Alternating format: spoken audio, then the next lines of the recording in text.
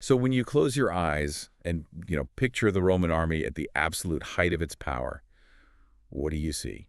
Oh, I mean, you usually see the big cinematic stuff, right? Right, exactly. If you're anything like me, your mind instantly goes to uh, this endless sea of shining armor, the perfectly uniform shields, the sharp iron swords catching the sunlight, Mm. and like these brilliant calculating generals on horseback pointing toward the horizon. It's a very specific, very intimidating image. But today, we have a stack of historical sources here, and the mission for today's deep dive is to look at the Roman military not through their weapons. Yeah, no battle formations today. Right, not through their battle formations. We're actually looking through their cooking pots. We're going to uncover how food wasn't just about, feeding people. It was an absolute masterclass in logistics, in ironclad discipline, and ultimately in survival. It really is. I mean, it completely shifts your entire perspective on how empires are built. Because we tend to assume that immense power always comes from abundance, right?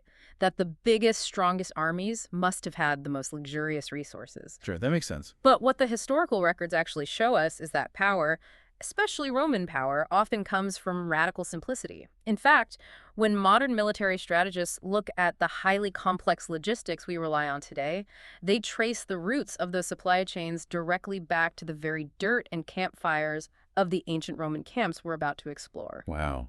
Okay, so I want you to put yourself in this scene. Just imagine you're there. Night is just starting to fall. The ground beneath your sandals is rock hard. The air is dry, and the dust is sort of settling. She's totally exhausted. Exactly. Ah. A Roman legion, so thousands of men, has just finished a grueling day-long march, and they're setting up camp. They were physically depleted.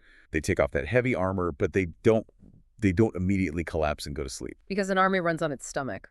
Right. And a hungry soldier is a weak soldier. They have to eat. Okay, let's unpack this. Because getting dinner in a Roman camp was not some simple trip to the mess hall. We have to start at the literal foundation of the Roman soldier's day. Yeah, at the very beginning. Before you can eat, you have to prepare the food. And the Roman Empire, for all its immense wealth, did not hand out freshly baked bread to its troops. Not at all. And this is where the reality of ancient warfare sharply diverges from our modern expectations. Oh, so. Well, we have accounts from the 2nd century BC historian Polybius. He meticulously documented the Roman military system. And according to his writings, every single day, a Roman soldier was issued their ration, which was roughly 800 grams of wheat. Wait, 800 grams, which is what, almost 2 pounds of grain per person every single day? Yeah, exactly. I mean, I want you to imagine walking into your kitchen right now, grabbing a 2-pound bag of flour out of your pantry, and being told that is your only fuel for the next 24 hours. Right, but here's the critical catch that Polybius points out. This wasn't a bag of milled flour. Oh, right. It wasn't a pre-made loaf of bread. It was raw, unrefined, hard wheat kernels. Just seeds, basically. Exactly. The Roman military essentially handed their soldiers a pile of seeds and said, "Here is your dinner." The individual soldier had to be his own miller, his own baker, and his own cook. That is wild. You really have to paint the sensory picture of what that actually meant on the ground. Because the sources describe this incredibly distinct sound that would take over the entire camp as the sun went down. The grinding. Yes, just this rhythmic tack, tack, tack, tack, echoing endlessly through the valley. It's the sound of thousands of small stone hand mills turning. Imagine these soldiers with rough, heavily calloused hands from gripping swords all day, now spending their evening violently grinding raw wheat between heavy stones just to get enough coarse flour to survive. Just to eat. Yeah. And then they had to take that flour, mix it with whatever water they have, and cook this incredibly simple flat dough over an open, smoky fire. No yeast, no massive clay ovens, just sheer manual labor. But I have to push back on this, because I understand the philosophy of military discipline, but practically speaking, a soldier who drops dead from exhaustion can't fight tomorrow. True. Just the sheer caloric output of grinding 2 pounds of grain by hand seems like it would completely negate the calories they're about to eat. It's like being handed the raw ingredients for an MRE instead of the meal itself. Yeah. How did commanders balance the need for discipline with the biological need for rest? Well, what's fascinating here is that the Roman high command didn't view this manual labor as a waste of energy at all.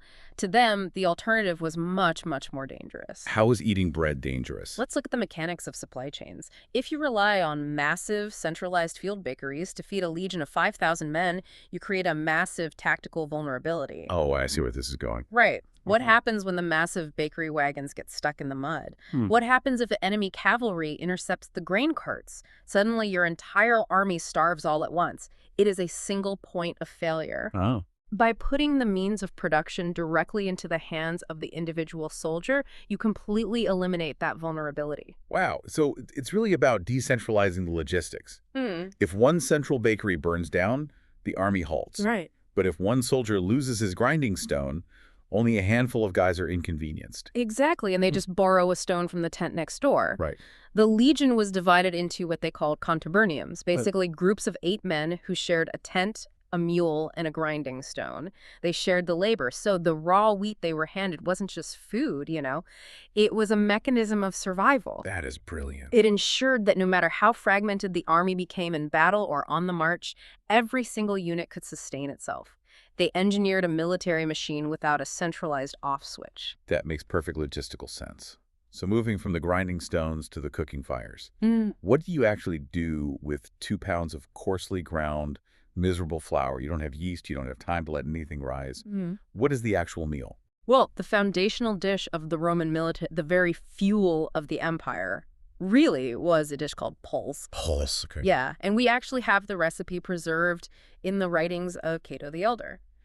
It is staggeringly simple. You take boiling water, you add that coarse wheat or barley you just spent an hour grinding, and you stand over the fire, stirring it until it thickens into a heavy, gluey porridge. That sounds awful. It was. If a soldier was lucky, they might have a small pinch of salt to throw in or maybe a drop of olive oil, but that is it. Absolutely no rich sauces, no complex spice blends. So it's essentially ancient oatmeal. Yeah. Really thick, savory, incredibly bland oatmeal. It sounds incredibly bland for the conquerors of the known world. Yeah. Mechanically, why choose this over, say, baking hardtack or flatbreads? It comes down to the biology of energy consumption and the physics of preservation. When you are marching for days on end through hostile territory, flavor is totally irrelevant. Sustainability is everything. Exactly. A baked loaf of bread is full of air, so it takes up valuable space in a pack. And in the damp environments of Northern Europe, bread molds in a matter of days. Raw grain, however, can last for years if kept dry. It's incredibly dense and space efficient. Okay. And from a biological standpoint, I imagine a coarse, barely milled wheat porridge is essentially entirely complex carbohydrates. Spot on. When you eat simple sugars or highly refined modern breads, your body breaks them down instantly. You get a massive spike of blood sugar, a quick burst of energy, and then a profound crash. And a Roman soldier couldn't afford a midday crash. Never. Because pulse was made from such coarse, unrefined grain, the human digestive system had to work incredibly hard to break it down. It provided a slow, steady, continuous release of calories into the bloodstream over 12 to 14 hours. Wow. It wasn't about pleasure. It was strictly functional fuel designed to keep a human machine operating at peak physical efficiency without fluctuating energy levels. But wait, if their main fuel was this slow-burning, card-heavy wheat porridge, where is the massive intake of protein coming from? Because this leads us to probably the biggest misconception we all have about ancient warriors. Oh, absolutely. When we picture these ancient soldiers, we imagine these massive scenes of them sitting around a roaring bonfire, tearing into huge legs of roasted meat, juices running down their chins, Right. To build all that muscle. That is the Hollywood version, 100%. And the historical reality shatters that illusion completely. Really? Yeah, if we look at the military manuals written by Vigetius, he is very clear on this point. Meat was an absolute luxury. It was not the staple of the Roman war machine. So what was? The standard daily diet for these conquerors consisted of a bit of hard cheese, olives, dried fruits, like specifically figs, and only very, very rarely a piece of heavily salted meat. Okay, here's where it gets really interesting. Are you telling me the most feared, brutal military machine in all of antiquity was basically fueled by a light, vegetarian-leaning Mediterranean diet? I am. Why would they intentionally deprive their soldiers of heavy protein? Vigetius explicitly tells us exactly why, and it comes down to the mechanics of human digestion. Digesting large amounts of dense animal protein requires a massive amount of blood flow and energy to be directed to the stomach and the Hey, intestines. sure. Think about how you feel right after eating a massive, heavy steak dinner. You feel lethargic, right? You want to take a nap? Your body enters what biologists call the parasympathetic state, the whole rest and digest thing. Right. And if you're a soldier in hostile territory, you cannot afford to be in rest and digest mode. You need to be in the sympathetic state, fight or flight. Yeah. You need that blood flow in your brain for sharp decision making and in your skeletal muscles for swinging a sword. Exactly.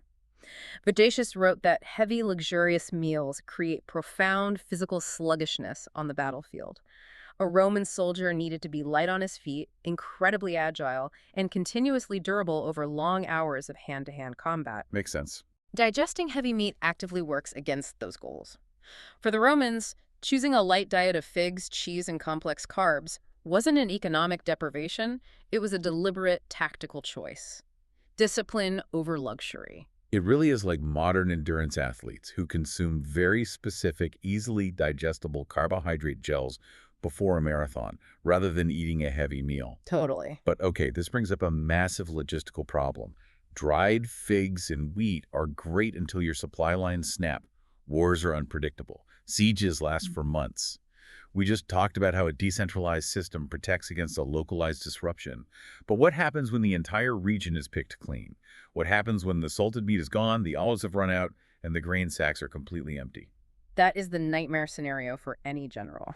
And this is where the Romans showed their unparalleled brilliance in logistics. They didn't just rely on static, wagon-based supply lines stretching hundreds of miles back to Rome. Right. They carried their backup plan with them.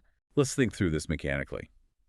You can't carry a month's worth of salted meat in the desert heat without it eventually rotting or attracting disease. Unless you aren't carrying dead meat at all. Are you telling me they brought live animals on a forced march? They absolutely did. The historical sources give us this amazing detail. Picture the camp again. You're hearing the grinding stones, the crackling of the fires, the murmur of the soldiers, and then suddenly, cutting through all that military noise, you hear a chicken clucking. No way. Or a massive herd of goats bleating on the periphery of the camp. The Roman army actually herded live, portable animals right alongside the marching columns on their campaigns. The logistics of that must have been staggering. It's like a walking pantry. You weren't just managing the march of 50,000 men. You were managing a moving farm. You have to guide them, keep them from wandering off, and most importantly, you have to feed the food. Well, if we connect this to the bigger picture, you see the true genius of Roman logistics. They viewed these animals as biological calorie converters. Oh, I just like that term. Think about a goat. A goat can eat scrub brush, thorny weeds, and tough grasses that are completely indigestible to a human being. So as the army marches through an arid environment, the goats are eating the landscape, converting those useless weeds into rich milk, cheese, and eventually meat.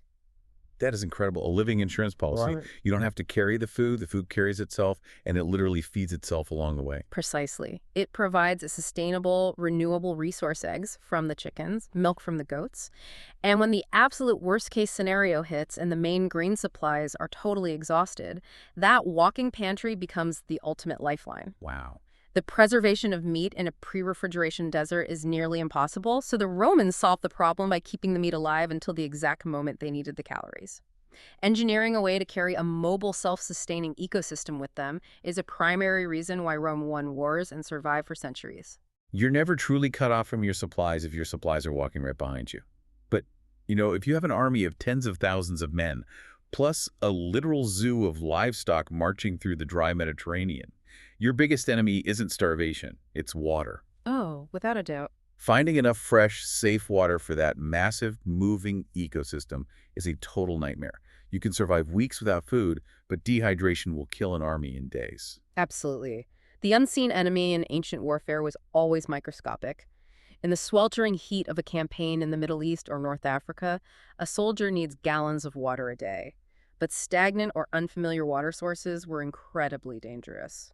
Drinking from the wrong pond was a death sentence for an entire legion. Which brings us to the signature drink of the Roman soldier. Yeah. Fair warning, this is not going to sound appetizing to a modern palate. No, it's not. It was called posca.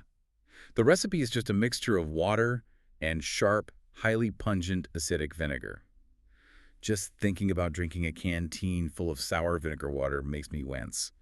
but mechanically, think about what is actually happening there. If the water is full of harmful bacteria, adding a sharp acid is going to change the pH.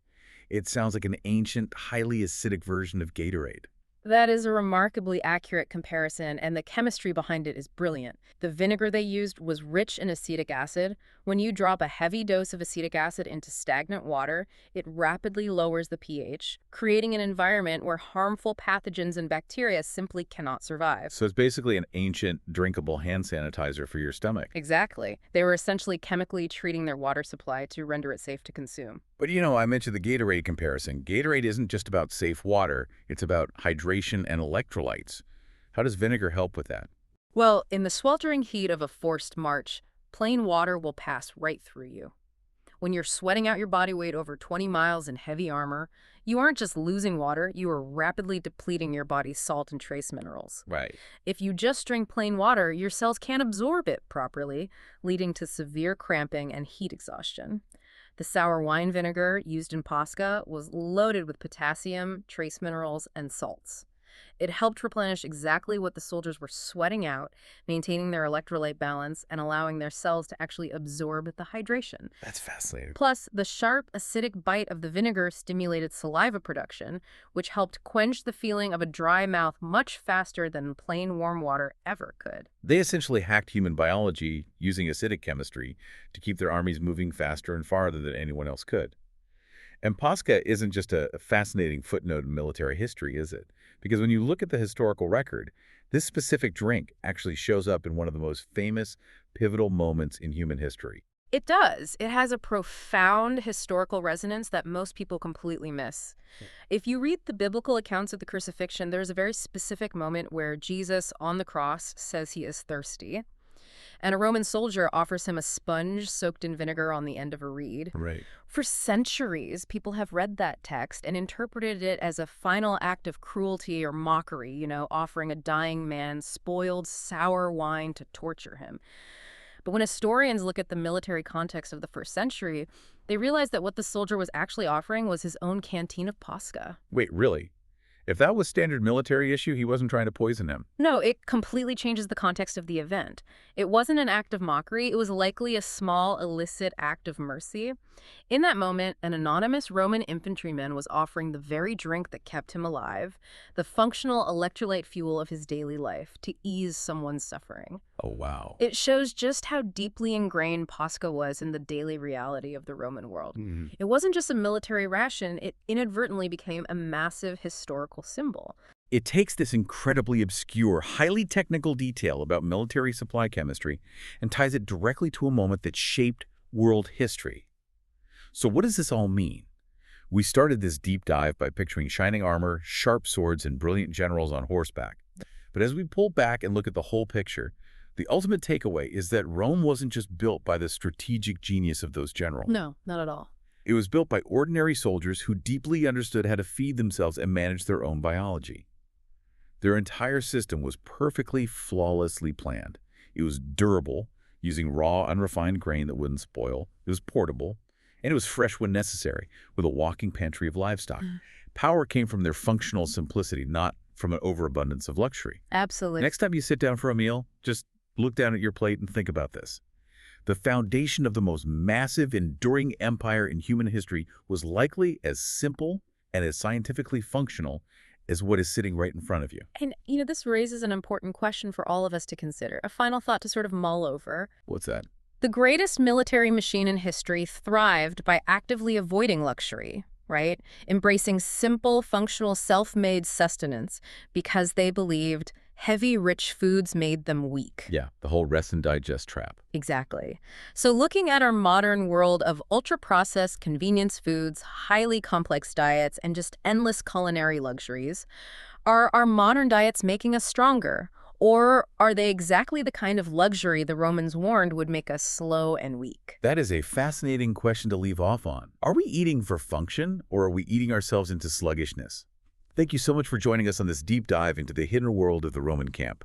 Next time you see a movie with a Roman legion marching across the screen, I guarantee you'll be looking past the swords and searching for the cooking pots. Take care, everyone.